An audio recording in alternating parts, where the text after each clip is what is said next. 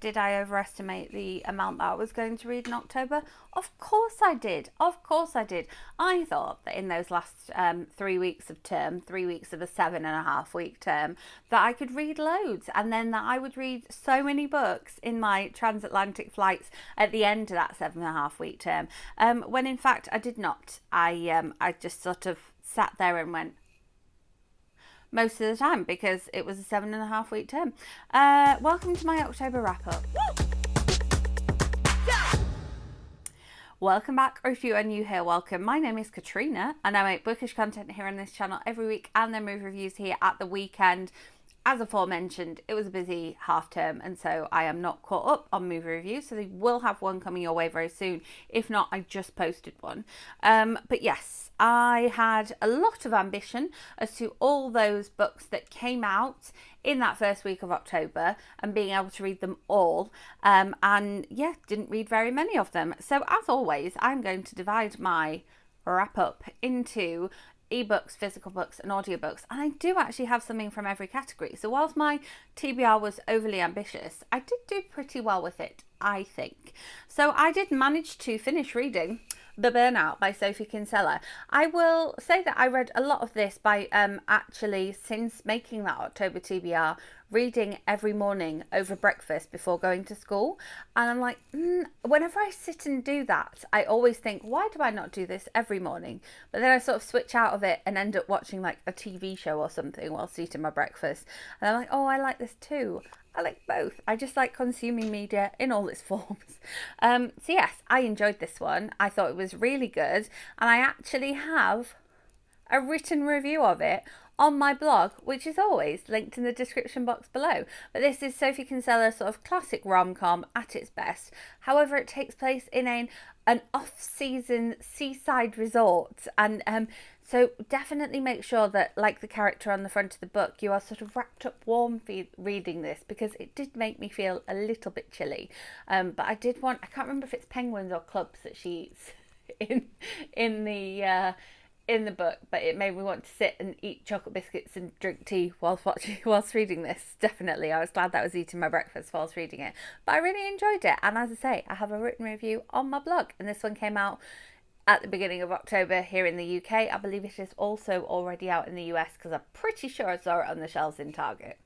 Then we also read, now I did this, I'm classing this in the ebook section because I think I read more on ebook than I did on audiobook, but I did also read this one partly on audiobook because I got so far into it and then I was like, I can't read anymore. My eyes are too tired. And so I listened to it over breakfast in the morning instead and finished this one literally on the 31st of October. So this one is That Festive Feeling by Heidi Swain. One Christmas, a new friendship, and one big life decision. And yes, the two dogs on the front cover of the book do feature heavily in this book. So we have our lovely main character who moves to wonderful Nightingale Square to sort of have a bit of a break. She is house sitting for one of the lovely couples that lives in Nightingale Square, and she is kind of at a bit of a crossroads with her life, as every Heidi Swain character is at the start of a Heidi Swain novel. And that's what we love about her books, the fact that she takes these slightly broken characters and puts them in this wonderful, wholesome, friendly setting, whether it's summer or Christmas, in order to help them heal. What's great about this one is there's a little bit of crossover, because we do actually have a little trip to Weymouth in here as well. So if you're a Heidi Swain fan, make sure you look out for that, and make sure you look out for the lovely characters who make cameos in this one, who we have met in previous festive books and non-festive books set in and around Nightingale Square. It was just like heartwarming and nice.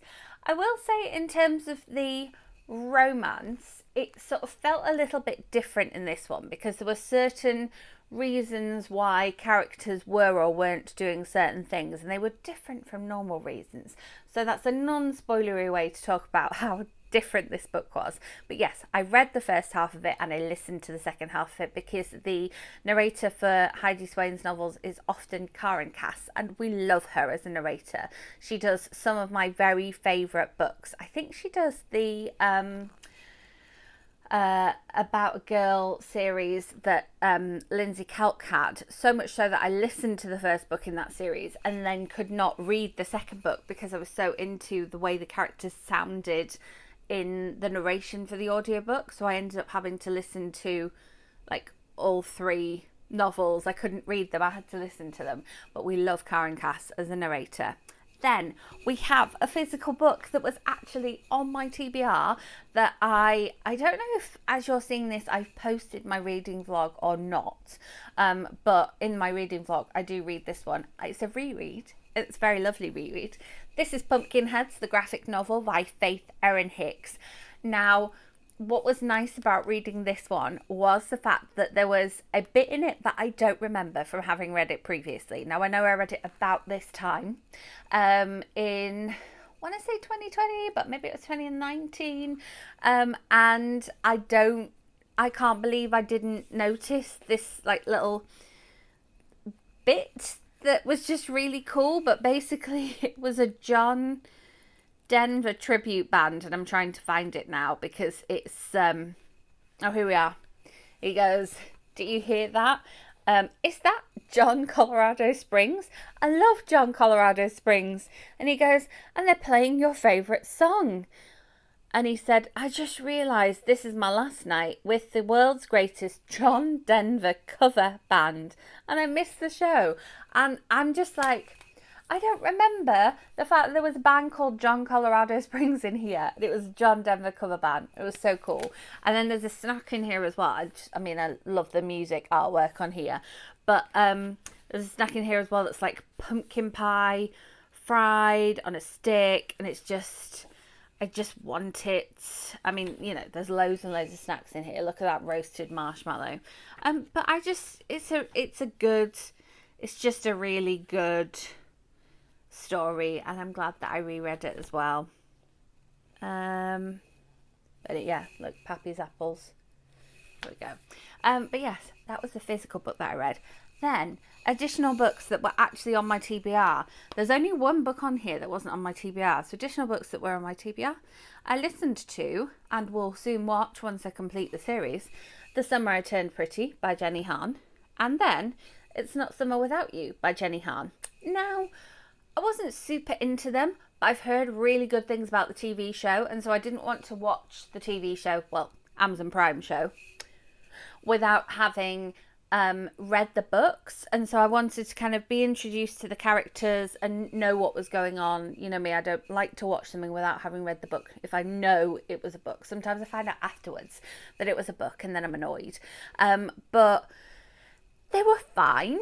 They were all right. But I've heard really good things about the TV show, so I'm kind of excited to watch that. So I've only got one more book, because it's a trilogy. I've only got one more book to watch, which I didn't put on my November TBR because I had quite a lot of stuff on there anyway.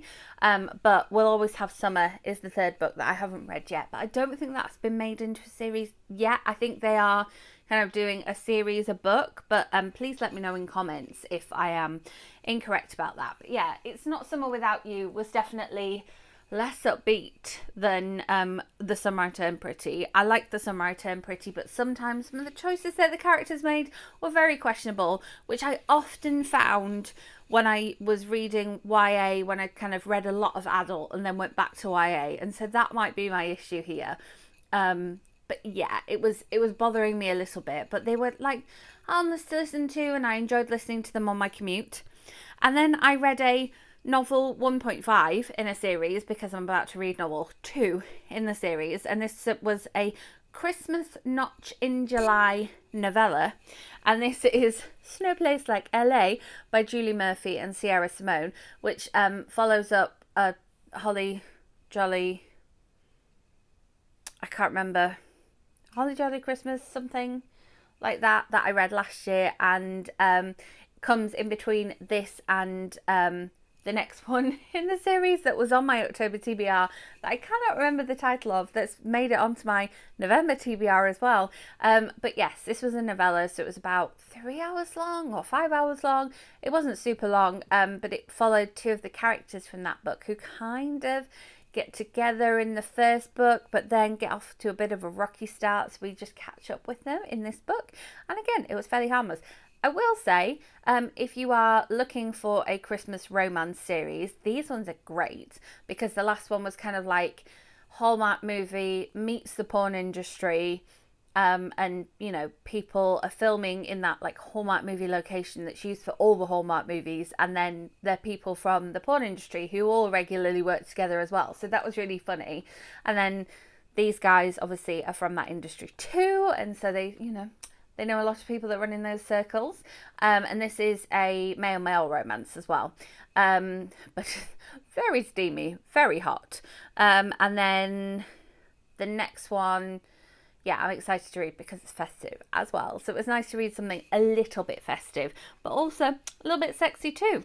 So there you have it. I think the fact that I literally didn't read anything on either of the plane I went on 4 plane journeys, any of the plane journeys that I went on, and just sat and watched movies instead, or sat and rewatched episodes of The Office that I've watched before instead. The fact that I read 6 books in the month of October is still pretty good, because I was just hellishly tired for the first bit before October half term, and then those last 2 days when I came back after October half term, when it was still October but it was a new school term, I was hellishly jet lagged. So I really don't think that that's bad, and I read something from every category, which doesn't always happen in a month, so I'm quite pleased with that. Please do let me know in comments. I mean, A, about Summer I Turned Pretty. Do I need to read the 3rd book before I start watching the series? And B, what did you read in the month of October? If you haven't already seen my November TBR, I will leave it linked in the end screen here, because you can see what I'm reading for NetGalley November and non-fiction November. And I will be back with another bookish video for you very soon. If you enjoyed this one, give it a thumbs up, and make sure you're subscribed and hit that notification bell so you don't miss out on my next bookish content. And I will see you with my next video. Thanks for watching.